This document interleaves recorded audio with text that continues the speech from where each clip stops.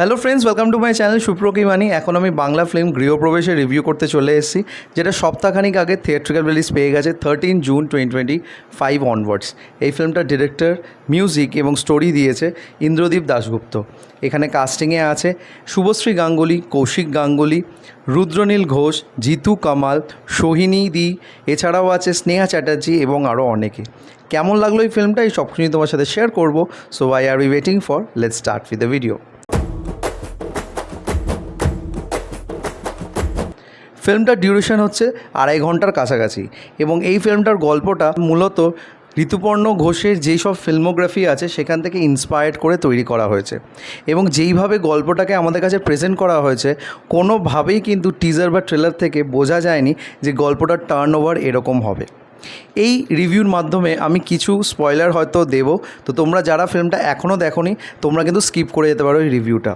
তো আমার কাছে এই ফিল্মটা একটু ভাবুক করা মুহূর্ত মনে হয়েছে এবং সেটার রিজন আমি অবশ্যই দেব আমার রিভিউর সাথে সাথে। এই ফিল্মটার যে গল্পটা সেটা ইটসেলফ ভীষণই মুভিং এবং যেইভাবে গল্পটাকে বোনা হয়েছে এখানে একটা এমন সিচুয়েশন বা এমন একটা গল্প তৈরি করা হয়েছে যেটা কিন্তু আজকালকার দিনে চার দেওয়ালের মধ্যে অনেকেই সাফার করে থাকে এবং সেই সাফারিংটা এই ফিল্মের মাধ্যমে আমাদের কাছে তুলে ধরা হয়েছে। এই মান্থটা কিন্তু প্রাইড মান্থ হিসাবে চলছে এবং আশা করি অনেকেই জানে যে প্রাইড মান্থ কী, সেটা নতুনভাবে আমার তোমাদের কাছে শেয়ার করার দরকার নেই। তো সেই প্রাইড মান্থকে মাথায় রেখে এই ফিল্মটাকে এই সময় যে রিলিজ করা হয়েছে সেটার কিন্তু ব্যাখ্যা তোমরা এই ফিল্মটা দেখার পরে পুরোপুরি বুঝে উঠতে পারবে। আমি যদি ছোট করে গল্পটা বলি, গল্পটা হচ্ছে একটি বনিদি পরিবার এবং সেই পরিবারের গৃহবধূ হচ্ছে শুভশ্রী গাঙ্গুলির চরিত্র, যার নাম হচ্ছে তিতলি। তার স্বামী শাওন সেই বাড়ির ছেলে 7 দিন বাদে বিয়ে করার পর তাকে ছেড়ে চলে যায়। তারপর থেকে তার সাথে কোনো কন্ট্যাক্ট নেই এবং সেই পরিবারকে তিতলি আগলে রেখেছে, ভালোবেসে রেখেছে এবং একটা আশায় আছে যে কখনো না কখনো শাওন ফিরে আসবে এবং তাকে অ্যাকসেপ্ট করে নেবে। তো সেই পরিবারে শাওনের মা বাবার চরিত্রে আমরা দেখতে পাচ্ছি কৌশিক গাঙ্গুলি অ্যান্ড সোহিনী দিকে এবং রুদ্রনীল ঘোষ সেখানে তার মামাতো দাদা হিসাবে দেখতে পাচ্ছি।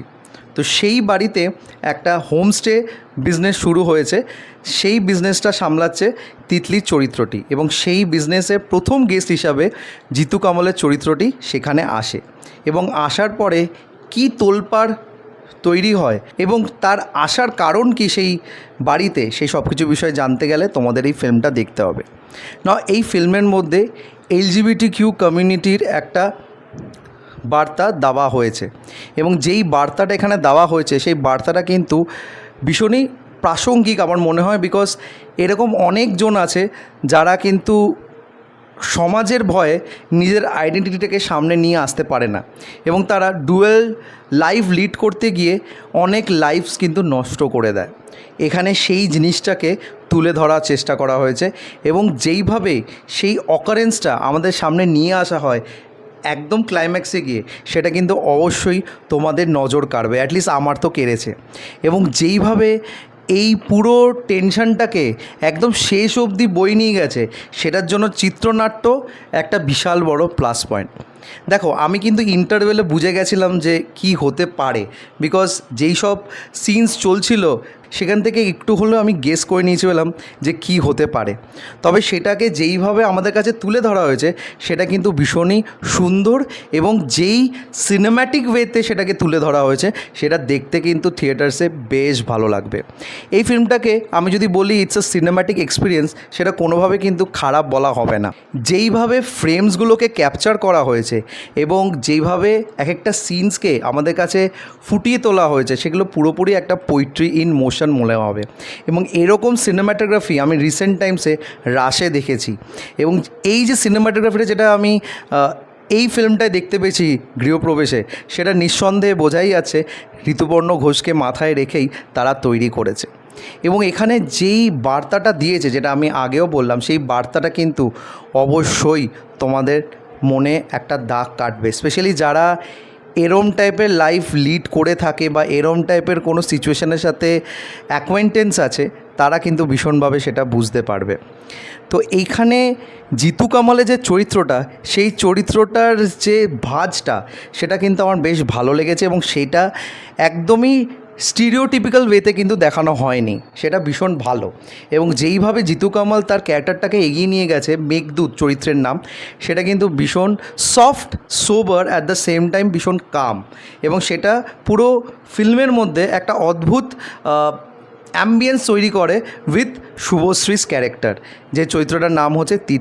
শুভশ্রী কিন্তু এই ফিল্মের ওয়ান অফ দ্য পিলার্স, যে পুরো গল্পটাকে একদম আষ্টে পৃষ্ঠে ধরে রাখে, এবং যেইভাবে তার প্রত্যেকটা আচার আচরণ বা এক একটা যে মুখের ভঙ্গি, সেটা কিন্তু দেখতে ভীষণ ভালো লাগে। এবং একটা ম্যাচিওর অভিনয় করেছে শুভশ্রী এই ফিল্মের মধ্যে।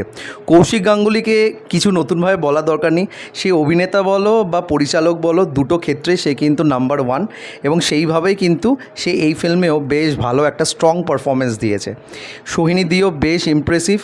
সারপ্রাইজ লাগবে তোমার রুদ্রনীল ঘোষকে, এবং সে যেই চরিত্রটা প্লে করেছে সে কিন্তু নজর কাড়বে যখন তার কিছু কিছু কনফ্রন্টেশন এখানে রাখা হয়েছে, কারণ তার চরিত্রের মাধ্যমে যে একটা ক্যাচাল থাকে পারিবারিক, সেটাকে ফুটিয়ে তোলা হয়েছে এবং সেটা কিন্তু খুব সুন্দরভাবে সে দেখিয়েছে। স্নেহা চ্যাটার্জি খুব অল্প রোল আছে, বাট যেইটুকুনি রোল আছে সেটা বেশ একটা ব্রেথ অফ ফ্রেশ এয়ার মনে হবে। এবং ইন্দুবালা ভাতের হোটেল দেখার পরে এই দুজনকে, শুভশ্রী গাঙ্গুলি এবং স্নেহা চ্যাটার্জিকে একে অপরের সাথে আবার সেই একটা সইয়ের সম্পর্কে দেখতে কিন্তু ভীষণভাবে ভালো লেগেছে। Music, BGM, at the same time যেইভাবে পুরো জিনিসটাকে, ড্রামাটাকে এনগ্রসিং করে তুলেছে, সেটা নিঃসন্দেহে একটা দাগ কাটবে মনের মধ্যে। সো ওভারঅল গৃহপ্রবেশ আমার কিন্তু ভীষণভাবে ভালো লেগেছে, এবং আমার মনে হয় এই ফিল্মটা নিয়ে যারা একটু আধটু সমালোচনা করছে, তারা হয়তো এই পুরো জিনিসটাকে, মানে এই যে কমিউনিটি ইস্যু আছে, সেটা হয়তো সেইভাবে পছন্দ করে না বলে তারা হয়তো এইভাবে কথাবার্তাটা বলছে। তবে আমার কিন্তু ফিল্মটা বেশ ভালো লেগেছে, এবং আমার মনে হলো এই ফিল্মটা অ্যাটলিস্ট একটা লেসন ফর অল দোজ যারা এইরকম ডুয়েল লাইফ লিড করে। লাস্টে একজনের সারপ্রাইজ এন্ট্রি আছে, যেটা আমি বলবো না, তোমরা যারা দেখবে তারা বেশ দেখে ভালো লাগবে। তো তোমাদের এই ফিল্মটা কেমন লেগেছে প্লিজ কমেন্ট করে জানিও, এবং আমার যদি রিভিউটা ভালো লেগে থাকে, don't forget to like, share and subscribe my channel. আমার সাথে জুড়ে থাকার জন্য আমাকে ইনস্টাগ্রামে ফলো করতে পারো। ইনস্টাগ্রাম হ্যান্ডেল হলো supro09bit2। এছাড়াও তোমরা আমাকে ফেসবুক পেজেও ফলো করে নিতে পারো। ফেসবুক পেজের নাম হলো সুপ্র কি বাণী। Till then stay tuned.